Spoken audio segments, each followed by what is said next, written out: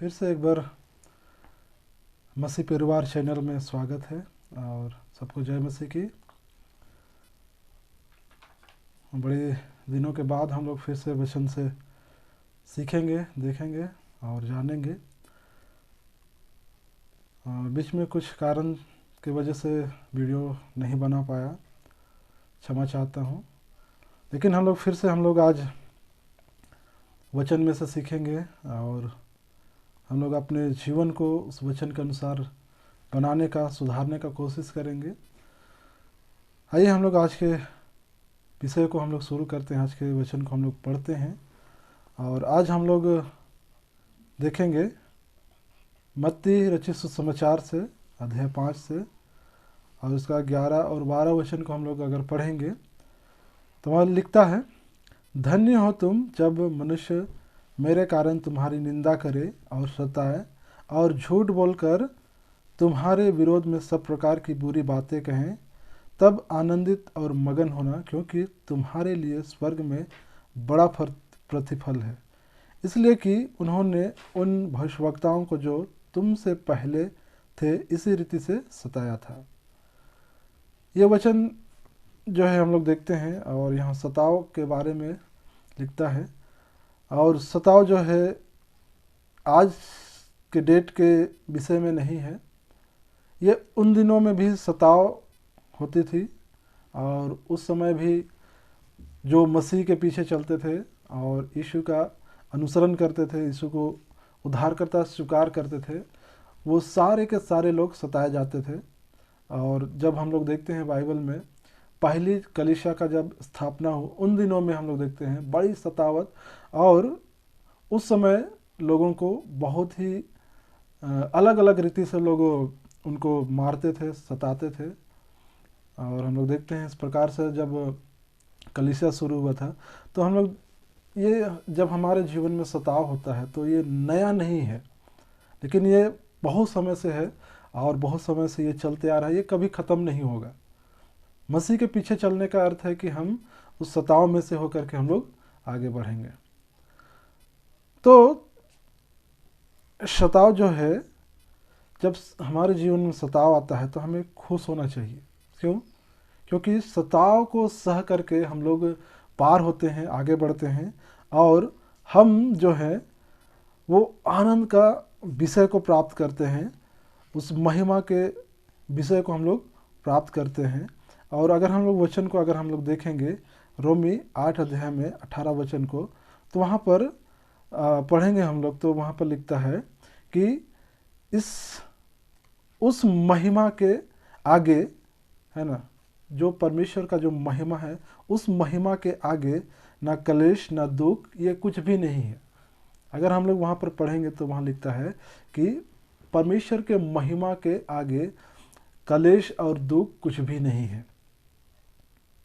मसीहों के लिए कलेश और दुख कुछ भी नहीं है उस महिमा के स्थान पर। परमेश्वर के जो महिमा का जो स्थान है, उस स्थान में वो दुख और कलेश कुछ भी नहीं है।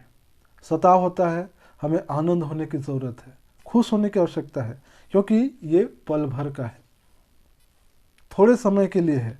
कुरिन्थी में लिखता है 4:17 में, पल भर का सताव, हल्का सा कलेश उस महत्वपूर्ण और अनंत महिमा का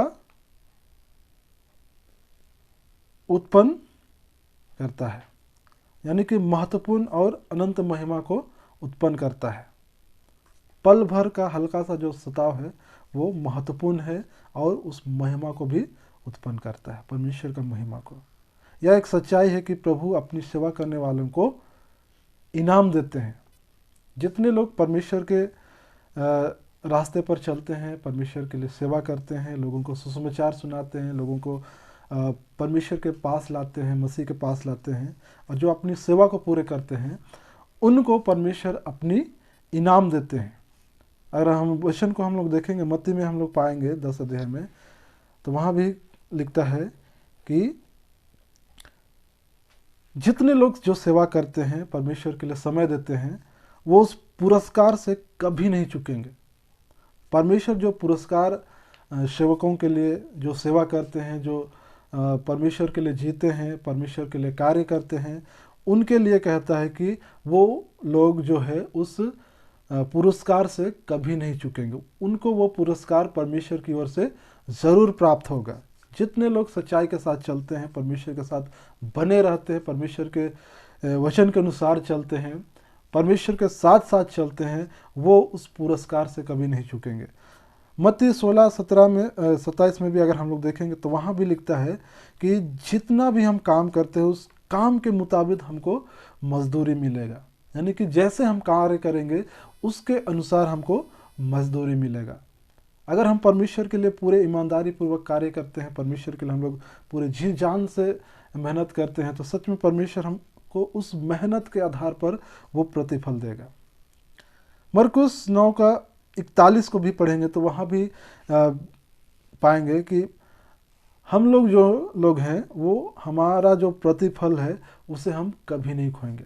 मसीह लोग जो परमेश्वर के पीछे चलते हैं वो अपना प्रतिफल कभी नहीं खोएंगे।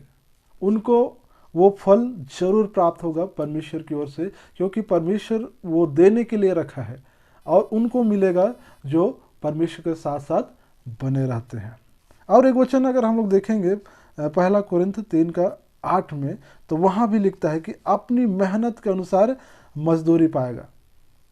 हम लोग जितने लोग इस तरह से कार्य करते हैं, परमेश्वर के लिए समय देते हैं, परमेश्वर के लिए समय निकालते हैं, सभी लोगों के लिए कि हम जो है मेहनत करते हैं उस मेहनत के अनुसार ही हमको वो फल देगा। परमेश्वर जो है, हम लोग उस सताव में होकर के गुजरते हैं, तो उस सताव में गुजरने के बाद भी परमेश्वर जो है हमें वो फल देगा। वो सेवा का जो फल है परमेश्वर की ओर से रखा गया है उसको परमेश्वर ज़रूर देगा। और जब हम सताव में होकर के जाते हैं तो हमें खुश होने की आवश्यकता है, मगन होने की आवश्यकता है, क्योंकि हम क्या है सच्चाई में आगे बढ़ रहे हैं। हम उस परमेश्वर के महिमा के ज्ञान के धन में हम लोग क्या कर रहे हैं, बढ़ रहे हैं। इसलिए जब सताव होता है, जब लोग कहते हैं कि ये तो मसीह हो गया, ये तो ऐसा है वैसा है, ये आजकल हम लोग से भेंट नहीं करता है, मिलता नहीं है, हमसे बातचीत नहीं करता है, बहुत सारी बातें बोल सकेंगे, लेकिन अब जानिए कि ऐसे बातें बोल करके आपको निराश करेंगे, पर आप जो है खुश और मगन होइए, क्योंकि परमेश्वर के लोगों को सताव में से होकर के जाना है।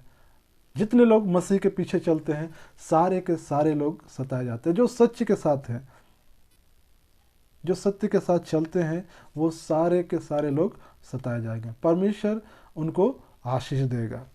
ये विषय जो है आज हम लोग देख रहे थे, सताव में खुश होना। हमें खुश होना है क्योंकि हमें प्रतिफल मिलेगा। हमें इस सताव में खुश होना है ताकि परमेश्वर का जो मजदूरी है वो हमको मिल सके। सताव में हमें खुश होना है, जो हम कर रहे हैं उसका भाग हमें मिलेगा। इसलिए जब सताव होता है तो हमें खुश और मगन होने की आवश्यकता है, तब परमेश्वर का आशीष हम देख पाएंगे। ये विषय आज हम लोग देख रहे थे, सताव में खुश होना। और आज बहुत सारे लोग जो हैं, आज हम लोग जानते हैं बहुत सारे स्थानों में जब वो मसीह में आते हैं, सताए जाते हैं लोगों के द्वारा से, समाज के द्वारा से, और भी बहुत सारे चीज़ों से लोग उनको अलग दृष्टि से देखते हैं, अलग प्रकार से सोचते हैं उनके बारे में। तो जब हम ऐसा करते हैं तो परमेश्वर से हमें प्रार्थना करना है, परमेश्वर के साथ हमारा संबंध अच्छा हो, परमेश्वर के साथ हम अच्छी तरह से संगति में रहे और परमेश्वर का अनुग्रह को हम अधिक से अधिक प्राप्त करें। और साथ ही साथ जब हम ऐसे सताए जाते हैं तो हमें खुश होने की आवश्यकता है, ना कि हमें उनके साथ लड़ाई करना है, ना ही उनके साथ हमें वाद विवाद करना है, पर हमें खुश होना है। और बहुत सारे जगहों में हम लोग देखते हैं कि लोग जो हैं उस समय बहुत ज़्यादा जो है हम लोग लोगों को सताते हैं, बहुत सारे जगहों में मार दिया जाता है, बहुत सारी जगहों में हम लोग सुनते हैं, देखते हैं न्यूज़ में। तो इस तरह से जब हम लोग परमेश्वर के राज्य में जब हम लोग आते हैं तो सच में ये जो सफ़र जो है वो कांटों से भरा है, मुश्किल से भरा है, दुख से भरा है। जब हम उसके पीछे चलते हैं, हम लोग दुख में होकर के चलते हैं, मुसीबत में होकर के चलते हैं, क्योंकि हमारे पीछे कब कौन आ जाए, कौन हमारे विरोध में खड़े हो जाए हम नहीं जानते। क्योंकि इससे पहले भी भविष्यवक्ताओं को सताए, यहाँ तक कि यीशु मसीह को भी सताया गया। तो इस तरह से हम लोग देख सकते हैं कि इस सताव में से हमें होकर के ज़रूर पार होना है।